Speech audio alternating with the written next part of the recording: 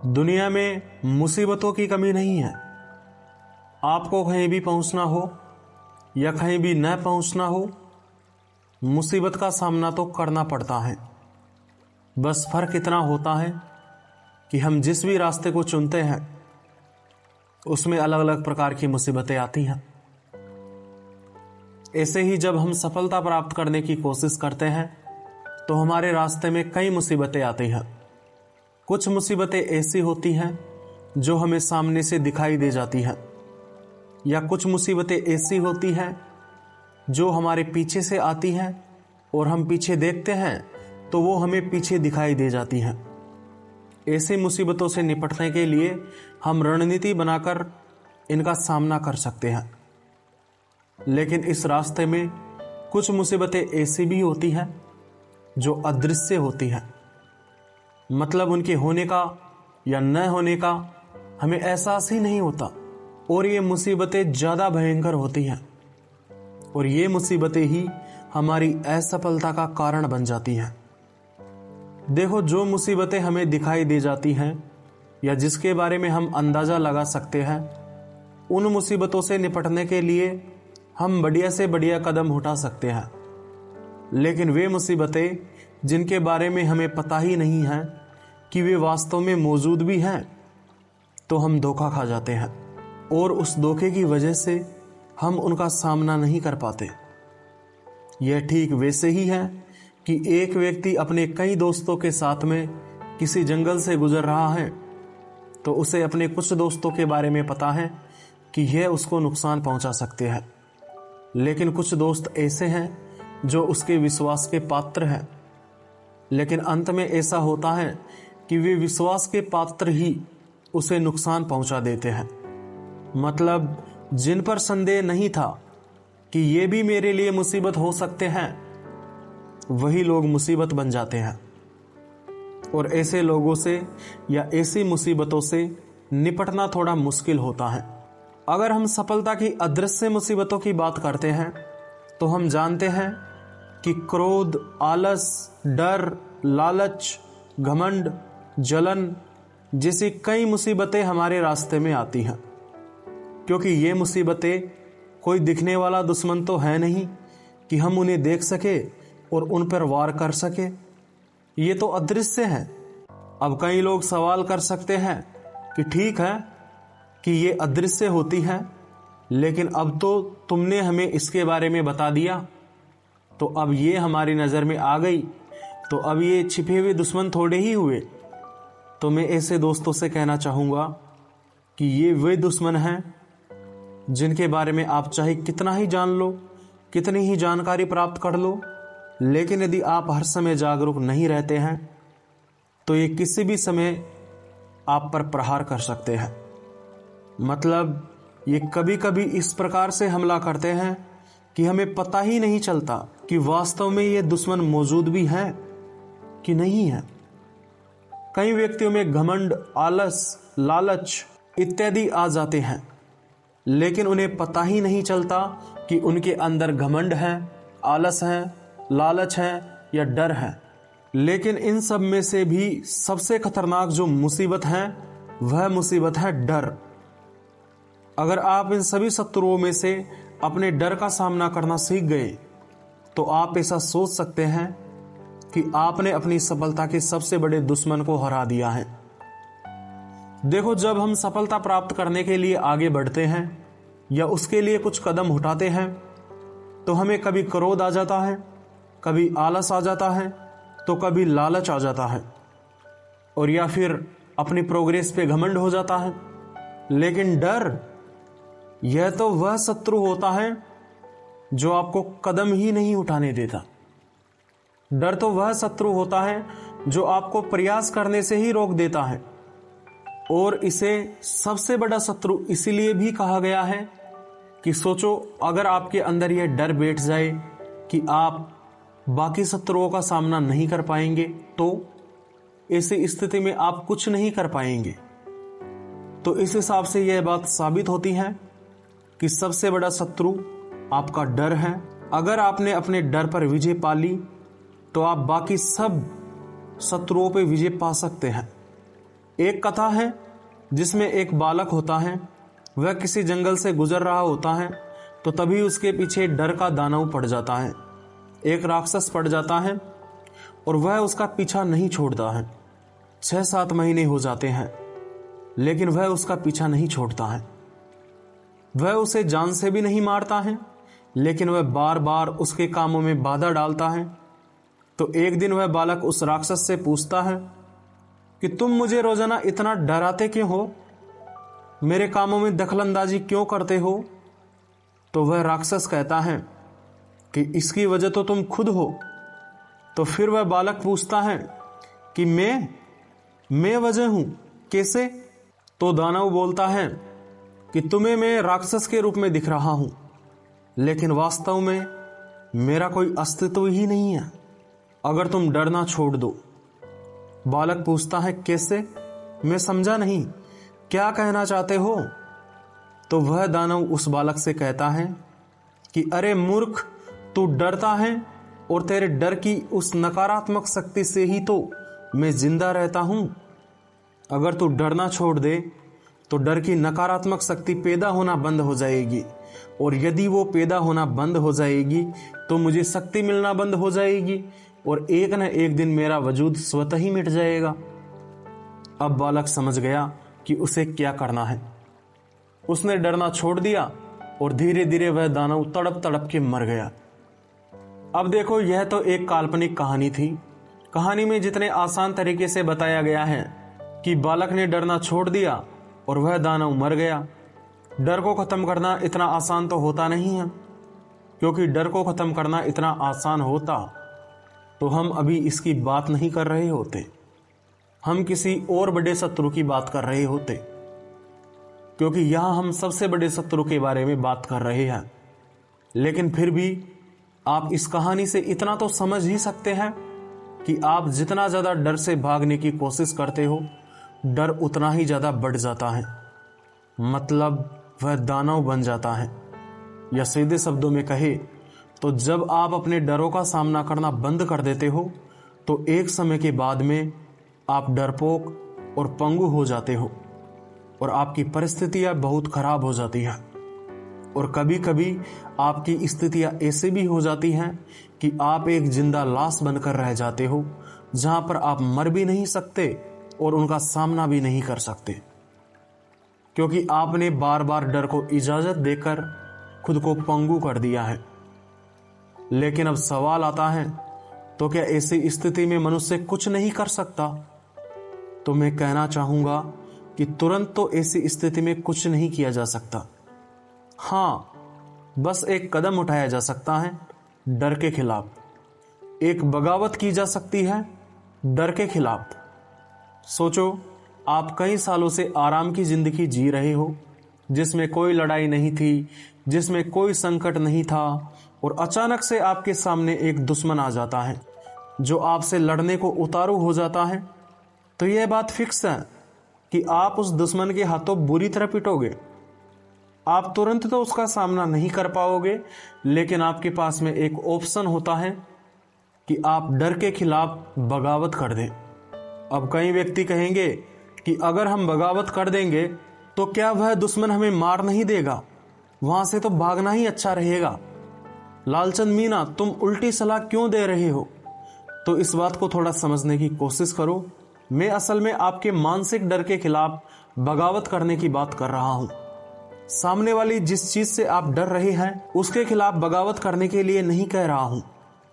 आप वहां से भाग जाओ, कैसे भी करके बच जाओ और खुद को अनुशासन में रखकर अपने शरीर को मजबूत बनाओ, अपने दिमाग को मजबूत बनाओ, खुद को उस दुश्मन से भी ज्यादा शक्तिशाली बनाओ और फिर से उससे लड़ने के लिए जाओ और उसे खत्म कर दो। डर आपको लाचार बना देता है, लेकिन डर आपको आपकी सहमति के बिना लाचार नहीं बना सकता। कहीं ना कहीं आप अपने डर को यह इजाजत देते हो कि तुम मुझे लाचार बना सकते हो, इस वजह से वह आपको लाचार बना देता है। और जिस समय से आप अपनी तरफ से लाचार होना बंद कर देते हो, उस समय से ही आप लाचार नहीं रहते, बल्कि उस समय आप एक योद्धा बन जाते हो। और डर की आपको एक बात बताता हूं, कि डर डरने वाले को ज्यादा डराता है, कमजोरों को ज्यादा डराता है। योद्धा के सामने इसकी औकात नहीं होती। किसी वीर योद्धा को डर कैसे डरा पाएगा? तुम ही सोचो। वीर राणा सांगा का उदाहरण लेते हैं। वीर राणा सांगा के शरीर पे 80 घाव लगे हुए थे। उन्होंने अपने शरीर के कई महत्वपूर्ण अंग जैसे हाथ, आंख इत्यादि खो दिए, लेकिन फिर भी जब युद्ध का समय आया तो वो वापस से तैयार हो गए लड़ाई करने के लिए। ऐसे लोगों को, ऐसे वीरों को डर क्या डराएगा? डर की क्या औकात है कि डरा दे? जब उनकी इतनी बुरी हालत में, जहां उनके पास में उनका पूरा शरीर नहीं है, उस हालत में भी डर उनको रोक नहीं सका, तो सोचो यदि वे पूरी तरह स्वस्थ होते, ठीक होते, तो क्या उन्हें किसी चीज का डर होता? नहीं होता, क्योंकि महाराणा सांगा डर के सामने झुकने से मना कर देते थे। और जो डर के सामने झुकने से मना कर देता है, डर उसका कुछ नहीं बिगाड़ पाता। डर की ताकत यह होती है कि वह आपको थोड़ा सा डराता है, और जब आप उससे डर जाते हो तो उसे और ताकत मिलती है, फिर वह आपको और डराता है।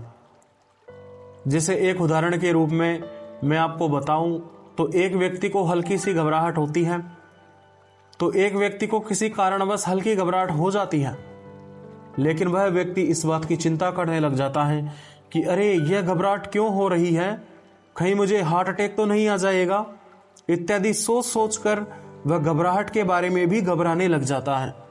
तो इस वजह से उसकी घबराहट 2 गुनी 3 गुनी होने लग जाती है और उसकी हालत खराब हो जाती है। ठीक ऐसा ही हिसाब डर का होता है। अगर आपने इसे अपने अंदर स्थान दिया तो यह बढ़ता ही जाएगा। डर तो एक वायरस है, फैलता ही जाता है जब तक कि दवा ना दी जाए। तुम्हें क्या लगता है कि दुनिया में लाखों करोड़ों गरीब व्यक्ति हैं? ये गरीब क्यों हैं? ये लोग कहीं ना कहीं यही सोचते हैं ना कि अगर हमने कुछ काम शुरू कर दिया तो हम असफल हो जाएंगे। कुल मिलाकर ये डर ही तो इन्हें रोकता है ना। और यह डर कैसा भी हो सकता है। यह डर मौत का भी हो सकता है, यह डर नुकसान का भी हो सकता है, यह डर अपने आराम को छोड़ने का भी हो सकता है। लेकिन अगर एक व्यक्ति जो मौत के डर से, नुकसान के डर से और आराम को छोड़ने के डर से डरना छोड़ दे और कह दे कि अब या तो यह गरीबी रहेगी या फिर मैं रहूंगा, लेकिन मैं गरीबी के साथ में नहीं रहूंगा, मैं तो अमीर बन के ही रहूंगा। मैं गरीबी के साथ नहीं रहूंगा, इसका मतलब यह नहीं है कि आप सुसाइड कर ले। मैं गरीबी के साथ में नहीं रहूंगा, इसका मतलब है कि आप अपनी गरीबी को खत्म करके रहेंगे।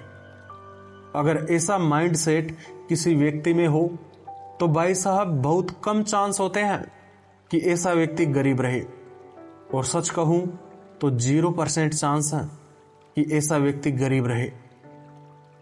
क्योंकि ऐसा व्यक्ति जब तक रहेगा तब तक वो संघर्ष करता रहेगा, और यदि वो संघर्ष कर रहा है तो वो एक योद्धा है, और एक योद्धा तब तक हारा हुआ नहीं माना जा सकता जब तक कि वो युद्ध लड़ता रहे। तो वो गरीबी से युद्ध लड़ता रहेगा तो वो तो एक योद्धा है, वो गरीबी को स्वीकार नहीं कर रहा, और अगर वो स्वीकार नहीं कर रहा तो वो गरीब नहीं है। हाँ, जब वह मर जाए तो वह बात अलग है, लेकिन उसकी मौत भी एक वीर की मौत होगी, किसी कायर की नहीं। डर हमारी कल्पना को गुलाम बना लेता है, और यह हमारी कल्पना शक्ति का प्रयोग करके हमें ऐसी ऐसी चीजें दिखाता है जिनका वास्तव में वजूद ही नहीं होता। अधिकतर डर तो काल्पनिक ही होते हैं। अगर ऐसे समय में मनुष्य अपनी डर की कल्पना पर विश्वास करना छोड़ दे तो उसके अंदर डर बढ़ नहीं पाएगा। अगर एक मनुष्य अपने डर के प्रति जागरूक रहे और डर को देखने का प्रयास करे कि हाँ, अब डर मेरे अंदर आ रहा है, लेकिन मुझे इसके हिसाब से काम नहीं करना है। घबराहट होगी, घबरा लूंगा, बेचैनी होगी, बेचैनी को सहन कर लूंगा, लेकिन मैं इसके हिसाब से काम नहीं करूंगा। मैं काम तो वही करूंगा जो करना जरूरी है और जो डर को मिटाने के लिए जरूरी है। एक उदाहरण द्वारा समझाना चाहूंगा कि एक विद्यार्थी है जो पूरे साल तैयारी नहीं करता है और अब उसकी परीक्षा का 1 महीना बचता है तो वह अचानक से घबरा जाता है, डर जाता है। वह अंदर से इस बात को जानता है कि यदि अभी भी मन लगाकर पढ़ाई की जाए तो अभी तो पूरा महीना पड़ा है, 1 महीने में पास होने लायक तैयारी तो आराम से की जा सकती है। लेकिन वह इस बात को जानते हुए भी डरता है क्योंकि वह अब पढ़ाई में मन नहीं लगा पाता है, क्योंकि घबराहट और बेचैनी की वजह से उसका ध्यान भंग हो जाता है। तो ऐसी स्थिति में वह बार बार उस घबराहट को कम करने की कोशिश करता रहता है, बार बार उस बेचैनी को कम करने की कोशिश करता रहता है। इस चक्कर में उसका समय बर्बाद होता है, उसकी ऊर्जा बर्बाद होती है और पूरा महीना ऐसे ही चला जाता है, कोई खास तैयारी नहीं हो पाती है और अंत में रिजल्ट आता है फेल। लेकिन ऐसी स्थिति में तुम्हें क्या करना है वह मैं तुम्हें बताता हूं। तुम्हें कोशिश करनी है, लेकिन तुम्हें कोशिश सही जगह करनी है। तुम्हें अपनी शक्ति का प्रयोग घबराहट या बेचैनी को कम करने के लिए नहीं करना है। तुम्हें घबराहट और बेचैनी को होने देना है और उस घबराहट या उस बेचैनी के बावजूद भी अपने काम को करना शुरू करना है। इस बात की फिक्र छोड़ दो कि काम अच्छे तरीके से होगा या नहीं होगा, याद अच्छे तरीके से होगा या नहीं होगा। जैसा भी होता है वैसा करना शुरू कर दो। अगर याद नहीं होता है तो जानबूझकर तुम ऐसे पढ़ो जैसे कि तुम याद करने के लिए पढ़ ही नहीं रहे। एकदम आराम से जागरूकता के साथ में अपना काम करो या पढ़ाई करो। शब्दों को देखते हुए पढ़ो, सुनते हुए और महसूस करते हुए पढ़ो। याद हो या ना हो उसकी टेंशन छोड़ दो, समझ में आए या न आए उसकी टेंशन छोड़ दो। अगर तुम ऐसा करते रहते हो तो शुरुआत में तुम्हारा ध्यान घबराहट और बेचैनी की तरफ जाएगा और घबराहट और बेचैनी की वजह से तुम्हारा ध्यान बार बार भटकेगा। लेकिन एक समय के बाद में तुम्हारी घबराहट और बेचैनी अपने आप कम हो जाएगी और तुम्हारा ध्यान वापस से नॉर्मल होने लग जाएगा। असल में घबराहट और बेचैनी जब एक बार हाई लेवल पे पहुंच जाती हैं तो फिर उसके बाद में ये अपने आप ही कम होने लग जाती हैं। हम उस हल्की बहुत घबराहट को बार बार कम करने की कोशिश करते हैं और इस चक्कर में हम घबराहट को और ज़्यादा बढ़ा लेते हैं। इसीलिए आपको अपने काम पर ध्यान देना है। काम किस प्रकार से करना है वह मैंने आपको बता दिया। फिर एक बार और बता देता हूं कि आप जो भी काम कर रहे हैं उसकी प्रक्रिया पे ध्यान देना है। मतलब ऑटो पायलट मोड से बाहर निकलकर काम को करना है। जरूरी नहीं है कि आप पढ़ाई ही करते हो, आप कोई सा भी काम करते हो, बस जागरूकता के साथ में एक एक स्टेप करना शुरू कर दो। अगर आप में डर से निपटने की योग्यता नहीं है तो डर आपकी अन्य सभी योग्यताओं का दुश्मन होता है, क्योंकि डर के साथ में आप अपनी किसी भी योग्यता का प्रयोग अच्छे तरीके से नहीं कर पाओगे, संतुलित तरीके से नहीं कर पाओगे। योग्यता क्या होती है? योग्यता एक प्रकार का संतुलन ही तो होती है। लेकिन जब यह संतुलन खराब हो जाता है या अनियंत्रित मात्रा में चीजें इधर उधर हो जाती हैं तो इसका मतलब योग्यता थोड़े ही होता है। इसका मतलब तो गुड़ गोबर कर देना होता है। आप अपनी इस गुड़ गोबर कर देने वाली आदत से छुटकारा पाने के लिए ही तो योग्यता सीखते हैं। लेकिन डर की उपस्थिति में यह ठीक से काम नहीं कर पाती। डर का सामना करना चाहते हो तो खुद को लाचार समझना बंद कर दो, खुद को पीड़ित समझना बंद कर दो और दुखियारा समझना बंद कर दो। तुम अगर बार बार इन्हीं बातों को दोहराते रहोगे कि मेरी जिंदगी में बहुत दुख है, मेरे साथ अच्छा नहीं हो रहा है, सब मेरे साथ गलत कर रहे हैं, अगर तुम बार बार ऐसी बातों को दोहराओगे जिनसे तुम खुद को निर्दोष साबित कर दोगे और खुद को एक दुखियारा व्यक्ति साबित कर दोगे तो डर तुम्हारे अंदर और ज्यादा फैल जाएगा और एक समय के बाद में यह तुम्हें बिल्कुल लाचार बना देगा। अगर आप किसी भी कार्य में सफलता प्राप्त करना चाहते हैं तो सबसे पहले तो इस बात की जांच करें कि आप जो कार्य कर रहे हैं, आपका जो लक्ष्य है, क्या वो आपके लिए सार्थक हैं? यदि वह लक्ष्य या कार्य आपके लिए सार्थक हैं, तो फिर अपने दिमाग में कैसे भी करके एक भ्रम पैदा कर दो कि आप कैसे भी करके उस कार्य को पूरा करके रहेंगे। और यह भ्रम इतना मजबूत होना चाहिए कि यह आपकी सारी निराशाओं को खा जाए, खत्म कर दे। मैंने यहाँ पर कहा है कि भ्रम पैदा कर दो।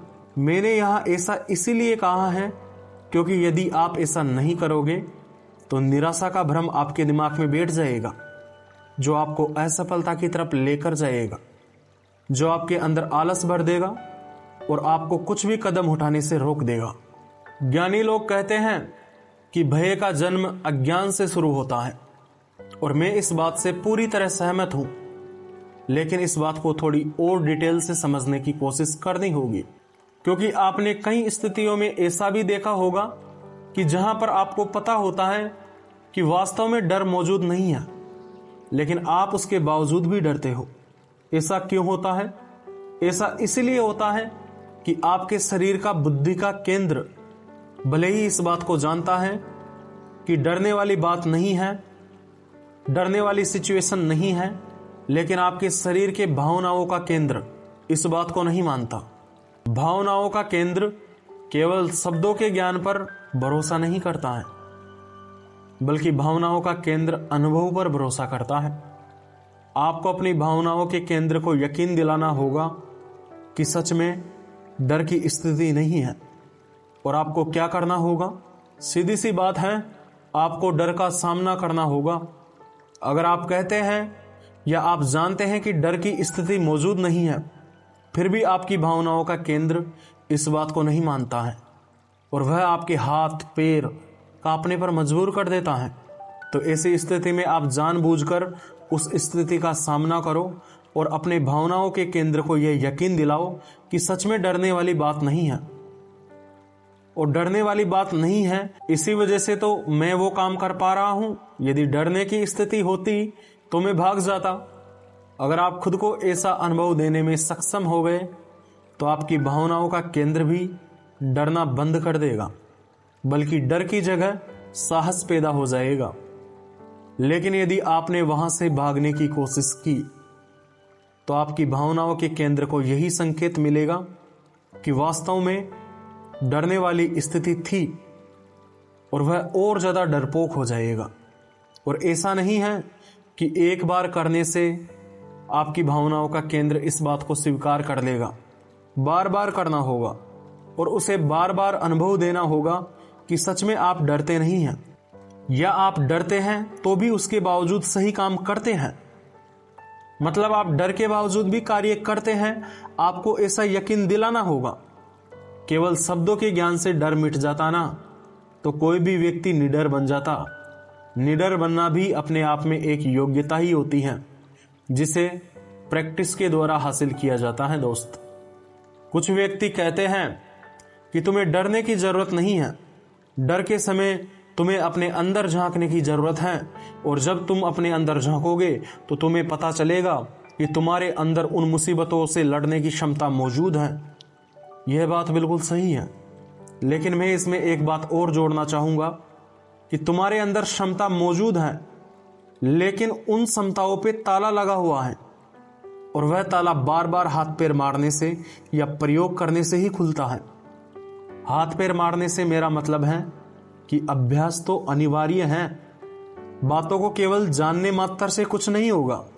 हाँ, मैं कहता हूं कि एक व्यक्ति अपने अंदर आत्मविश्वास, निडरता, बुद्धिमत्ता इत्यादि पैदा कर सकता है, लेकिन प्रत्येक चीज की एक कीमत चुकानी ही पड़ती है, और प्रत्येक कीमत के साथ में एक दर्द जरूर होता है। अगर आप उसे सहने के लिए तैयार हैं तो आप उन चीजों के हकदार हैं। तो उम्मीद करता हूं आज की बात आपको समझ में आ गई होगी। मुझे इतना ध्यान लगाकर सुनने के लिए आपका दिल से धन्यवाद।